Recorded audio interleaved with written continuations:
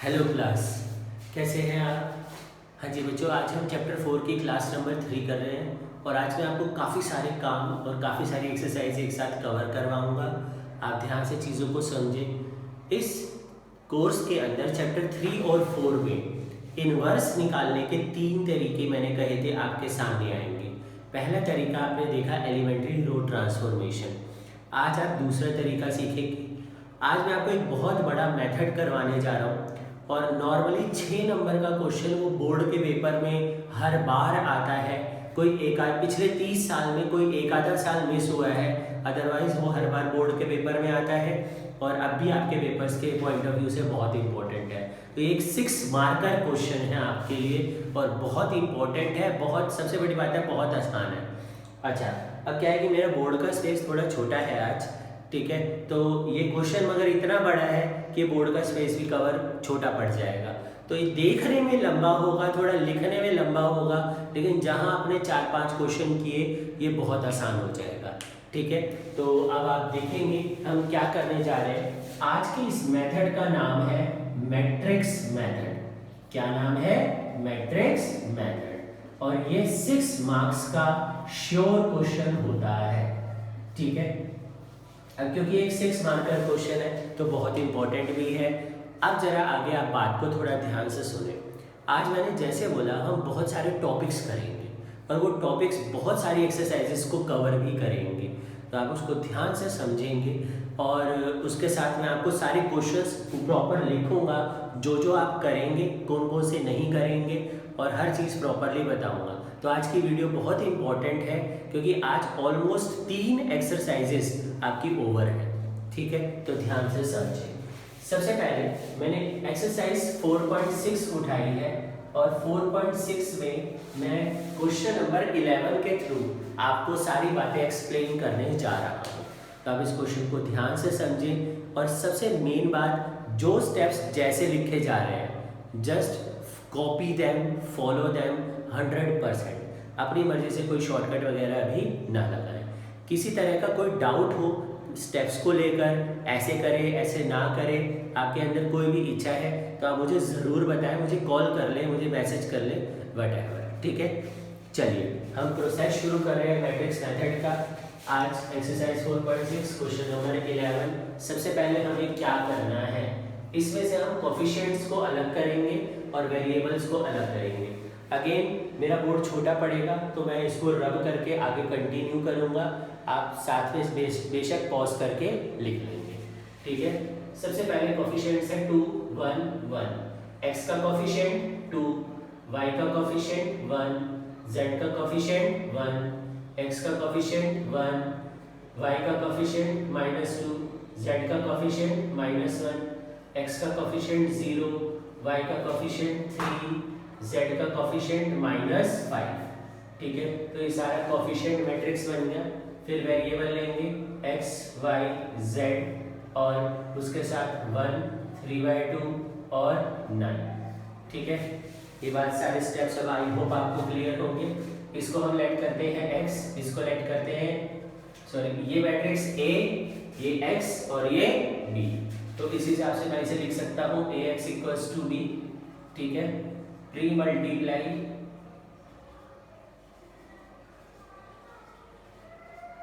both sides by A inverse AX, A inverse B। अब एक matrix को उसके इनवर्स से मल्टीप्लाई करेंगे तो क्या आएगा? Identity matrix. तो A हो गया, ये आपका I हो गया, तो X की वैल्यू क्या आ गई? A inverse B। तो ये पहली स्टेप आपको क्लियर है, ये AX = B। इस A को इधर लाने के लिए हमने दोनों साइड्स A इनवर्स से मल्टीप्लाई किया। अब एक मैट्रिक्स और उसके इनवर्स का प्रोडक्ट हमेशा क्या होता है? Identity matrix. तो इसकी जगह I आ जाएगा। अब किसी भी मैट्रिक्स को आइडेंटिटी मैट्रिक्स से मल्टीप्लाई करें तो वापस X आ जाएगा। तो X की वैल्यू क्या आ गई? A inverse B। अब ये हमारे पास A है, तो हमारा अगला स्टेप है डिटरमिनेंट A फाइंड करना। डिटरमिनेंट A मीन्स हम इसको सॉल्व करेंगे। 2 1 1 1 -2 -1 0 3 -1। ठीक है, this is our step number 1। चलिए इसी को आगे प्रोसीड करते हैं। अब डिटरमिनेंट ए अगर मैं लिखूं तो आपका कैसे लिखा जाएगा, जैसे अगर हम इसको फर्स्ट रो से सॉल्व करते हैं, पहला एलिमेंट 2, ये जिस रो और कॉलम में उसे छोड़ दो, क्या बचा -2 -1 3 -5। बड़े ध्यान से आज समझेंगे, -2 -1 3 -5, गुड। इसके बाद 1, ये जिस रो और कॉलम में है छोड़ दो, 1 -1 0 -5 1 -1 0 -5। इसके बाद फिर 1 लेंगे, ठीक है, ये जिस रो और कॉलम में छोड़ दो, 1 -2 0 3 1 -2 0 3, ठीक है। कैसे साइन लेंगे, प्लस माइनस प्लस, इसको सॉल्व करते हैं बेटा 2, ये हो जाएगा 10 + 3 -1 -5 -0 +1 3 -0, डिटरमिनेंट a = 13 + 5 + 3 26, ये हो जाएगा डिटरमिनेंट a की वैल्यू क्या आ गई 34, ठीक है। अब पहला पॉइंट डिटरमिनेंट a आ गया, इस बात पे ध्यान रखना है डिटरमिनेंट a की वैल्यू कुछ भी आ सकती है, 0 नहीं आनी चाहिए, ठीक है। और यहाँ आ भी नहीं रही, अगर 0 आ जाए तो फिर नो सॉल्यूशन की तरफ क्वेश्चन बढ़ेगा। खैर वो केसेस आपके सिलेबस से रिमूव कर दिए गए हैं, वो हम करेंगे भी नहीं। Here determinant a is not equals to 0, therefore a inverse exists, ठीक है। और आगे बढ़ते हैं, हमारा डिटरमिनेंट a के बाद अगला स्टेप, नया टॉपिक माइनर्स, ठीक है। अब आपको क्या सीखना है, माइनर्स। तो कई टीचर्स इस स्टेप को शॉर्टकट में करवाते हैं, लेकिन अभी हम पहली बार कर रहे हैं तो पूरा डिटेल में स्टेप बाय स्टेप चलेंगे, ठीक है। माइनर्स, जितने एलिमेंट्स हैं a के अंदर उतने माइनर्स बनेंगे। M11 का मतलब फर्स्ट रो और फर्स्ट कॉलम को छोड़ दिया, क्या बचा -2 -1 3 -5, ठीक है बेटा, समझ रहे हो। M12, ठीक है, first row second column, 1 -1 0 -5 1 -1 0 -5। M13, ठीक है, 13 का मतलब फर्स्ट रो थर्ड कॉलम छोड़ दो, क्या बचा 1 -2 0 3 1 -2 0 3। आई होप आपको समझ आ रहा है बेटा। आगे बढ़ते हैं, M21 में जैसे अभी समझाया, सेकंड रो और फर्स्ट कॉलम को छोड़ दो, क्या बचा 1 1 3 -5 1 1 3 -5। M22, तो सेकंड रो और सेकंड कॉलम ये छोड़ दिए जाएंगे, 2 1 0 -5 2 1 0 -5। M23, ठीक है, 23 क्या होगा, सेकंड रो और थर्ड कॉलम, क्या बचा 2 1 0 3 2 1 0 3। M31, ठीक है, third row first column, 2 1 1 -2 2 1 1 -2। M32, ठीक है, third row second column, 2 1 1 -1 2 1 1 -1। M33, ठीक है जी, थर्ड रो थर्ड कॉलम, 2 1 1 -2।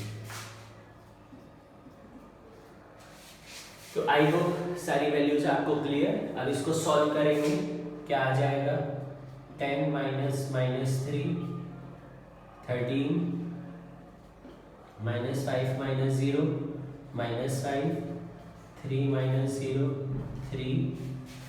इसके बाद -5 -3 -8 -10 - 0 -10 6 - 0 6 -4 - 1 -5 -2 - 1 -3 -4 - 1 -5।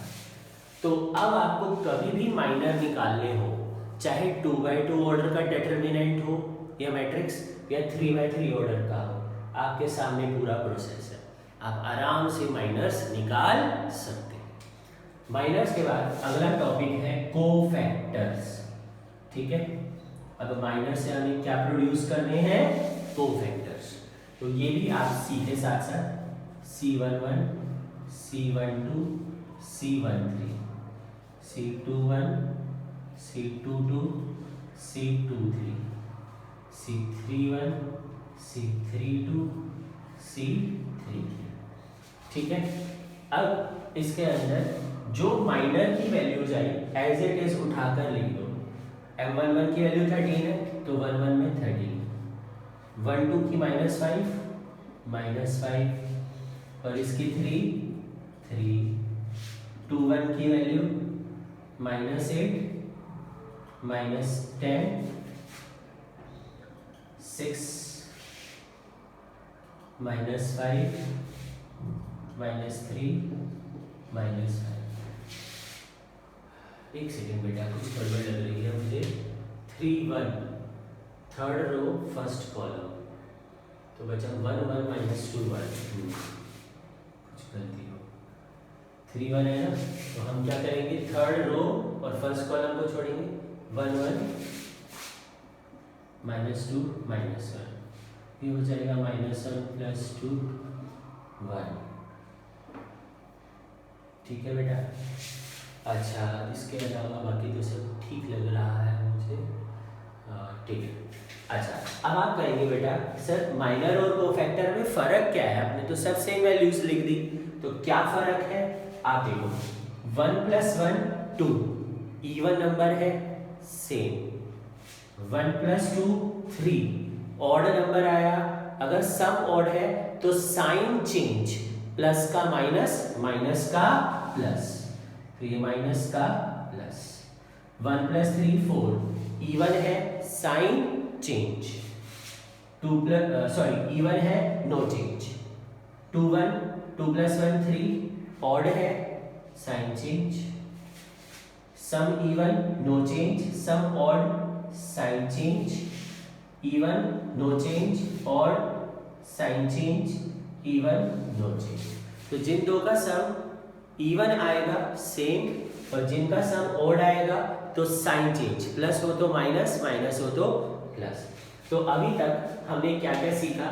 स्टार्टिंग पैटर्न कैसा है, डिटरमिनेंट निकालना सिखाया, उसमें ये बताया कि वैल्यू 0 नहीं आ सकती, 0 आती है तो A इनवर्स एग्जिस्ट नहीं करेगा, आपने यही रोक देना है। फिर माइनर कैसे कैलकुलेट करते हैं, कोफैक्टर कैसे कैलकुलेट करते हैं। आई होप अभी ये इतना आपको क्लियर है। अब मुझे थोड़ा रब करना पड़ रहा है बिकॉज ऑफ स्पेस, आप बेशक पॉज करके लिख सकते हैं। ठीक है, चलिए इसके बाद हम थोड़ा सा और आगे बढ़ते हैं कोफैक्टर से। अब मैं लिखूंगा कोफैक्टर मैट्रिक्स। ठीक है, कोफैक्टर मैट्रिक्स कैसे बनेगा? बस उसको मैट्रिक्स की फॉर्म में लिख दो। क्या है ये? 13 5 3 8 -10 -6 1 3 -5। इसके बाद अगला नया टॉपिक है, इसी में कंटिन्यूएशन में एडजॉइंट। हम एक मैट्रिक्स का एडजॉइंट कैसे निकालते हैं? तो उसका फॉर्मूला होता है transpose of cofactor matrix. Adjoint कैसे निकालते हैं? ट्रांसपोज ऑफ, ये एक नंबर के क्वेश्चंस भी आते हैं, इसलिए मैं पूरे डिटेल में आपको बता रहा हूँ। पेपर में आता है इसका एडजॉइंट निकालो, तो कैसे निकालोगे? Transpose of cofactor matrix. ठीक है, तो इसको लिखने का भी एडजॉइंट ए या का कोफैक्टर मैट्रिक्स है, इसका ट्रांसपोज कर दो, रोज को किसमें कन्वर्ट कर दो? कॉलम में। 13 5 3 8 -10 -6 1 3 -5। तो हमारे पास एडजॉइंट ए आ गया। Last topic inverse.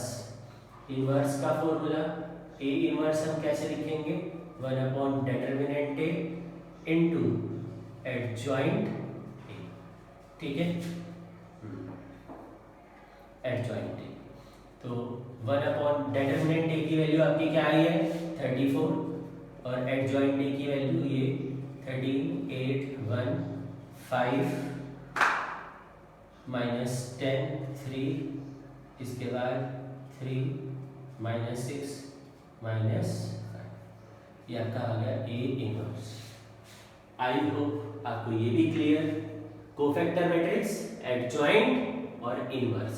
तो ये इनवर्स निकालने का अगर आपको एग्जाम में कहीं अभी आपको मैं एक्सरसाइज दूंगा उनमें क्वेश्चन होगा कैलकुलेट द इनवर्स, तो इनवर्स निकालने का ये तरीका है, minor, cofactor, adjoint, cofactor matrix, adjoint, inverse, ये स्टेप्स है।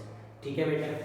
नाउ अब हमने ऊपर लिखा हुआ था x किसके इक्वल है, a इनवर्स b के, x की वैल्यू x y z। अच्छा ये कहीं गलती से 34 से डिवाइड करना शुरू कर दो, वो नहीं करना, ठीक है, ऐसे ही रखना है। 1/34 a इनवर्स, ये आपकी वैल्यू हो गई इनवर्स की,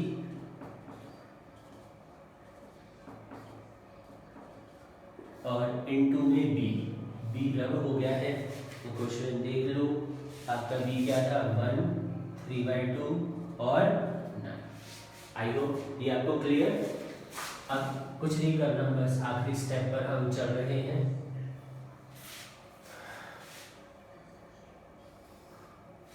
हाँ जी, अब इसको आप मल्टीप्लाई कर दो।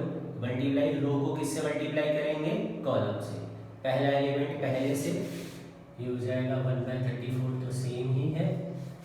13 इंटू 1 13 प्लस 8 को आप 3/2 से मल्टीप्लाई करो। देखो 8 को 3/2 से मल्टीप्लाई करोगे, कट गया, और 4 3 जा 12, ठीक है।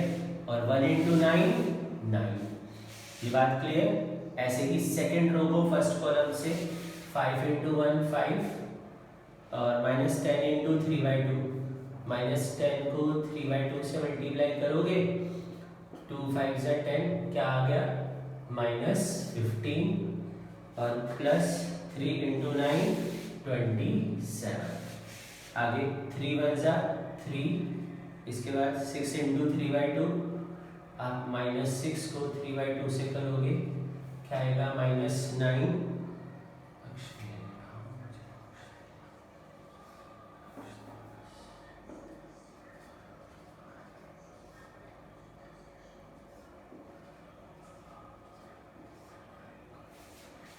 हाँ जी, इसको सोल्व करो 17, इसको सोल्व करो, आपका क्या आता है, सॉरी 25, ये आएगा 34, ये आएगा 17, ये आएगा -51। अब सबको 34 से अब डिवाइड करो। 34/34 क्या हो जाएगा 1, 17 2 जा 34 होता है, तो ये 1/2, 17 के टेबल से कट जाएगा, 17 3 जा 51, 17 2 जा। तो कंपेयरिंग से x की वैल्यू 1, y की वैल्यू 1/2, z की वैल्यू -3/2। तो ये है आपका मैट्रिक्स मेथड। और इस क्वेश्चन के अंदर मैंने माइनर्स निकालने आपको सिखाए, नया टॉपिक, कोफैक्टर्स निकालने सिखाए, कोफैक्टर मैट्रिक्स, एडजॉइंट, इनवर्स, और उसकी हेल्प से x y z की वैल्यूज। ये पूरा आपका 6 मार्क्स का क्वेश्चन है और जो कि यहाँ पर ओवर होता है। ठीक है, आई होप आपको पूरा समझ आया है। अब आप क्या क्या कर सकते हैं ये मैं आपको बताने जा रहा हूँ। आप ध्यान से सुने, मैं लिख रहा हूँ स्पेसिफिकली, ठीक है, यहाँ जगह बनाकर लिख रहा हूँ ताकि आपको होमवर्क में कोई प्रॉब्लम ना हो। आप क्वेश्चंस करेंगे, आपको कोई डाउट नहीं होना चाहिए। अच्छा एक बात और, ये हमारा टाइप 1 था, ठीक है, ये क्या था, टाइप 1। अभी 2 और 3 है, वो मैं नेक्स्ट वीडियो में आपके लिए भेजूंगा, ठीक है। बट आज का मैं इतना होमवर्क दे रहा हूँ क्योंकि अभी होमवर्क ज़्यादा हो जाएगा। आप एक्सरसाइज 4.6, ठीक है, इसके अंदर question number 7 to question number 16 except question number 15, ठीक है, क्योंकि ये अगले टाइप में आएगा, मैं बता रहा हूँ तो मैं करवाऊंगा, छोड़ेंगे कुछ नहीं। अभी जो पढ़ा है उसके हिसाब से आप क्या कर सकते हो, ये आपका होमवर्क है। इसके अलावा एक्सरसाइज 4.4, ठीक है, आ जाइए। उसके अंदर आपको माइनस और कोफैक्टर्स निकालने हैं बस। तो आप सारे क्वेश्चंस करेंगे, सिर्फ क्वेश्चन 1, 2, 3 और 5।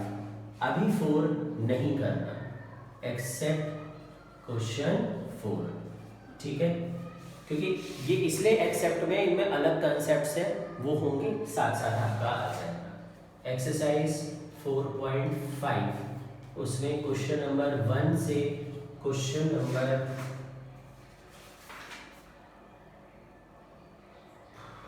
11 तक आप सारे कर सकते हैं। तो ये सारी चीज़ें, इसमें इन्वर्स निकालना है, माइनर कोफैक्टर, जो आज समझाया उसी के ऊपर बेस्ड ये सारे क्वेश्चंस हैं, सारे आप कर लेंगे। कोई भी डाउट हो आप मुझे बताइए, मुझे कॉल कीजिए, आई विल हेल्प, ठीक है बेटा। और नेक्स्ट क्लास कल ही आ जाएगी, आप देखिएगा।